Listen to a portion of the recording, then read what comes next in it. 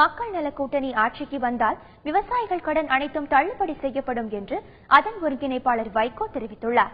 திண்டுக்கல் மாவட்டம் வேடச்சந்தூரில் மக்கள் நல கூட்டணி சார்பில் தேர்தல் பிரச்சார கூட்டம் நடைபெற்றது.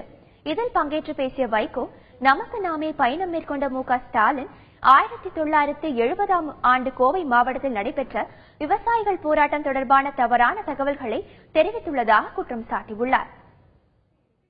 மின்சார கட்டணத்தை உயர்த்தியது தவறு என்று சொன்ன விவசாயிகள் கோரிக்கையை ஏற்காமல் சுட்டு பொசுக்கியது எம்ஜிஆர் ஆட்சி என்று உளறி கொட்டியிருக்கின்றார் நமக்கு நாமே ஸ்டாலின். விவரம் தெரியாவிட்டால் உங்கள் தகப்பனாரிடமாவது கேட்டு தெரிந்து கொள்ள வேண்டாமா? அவராவது சரியாக திருத்தி இருப்பாரே.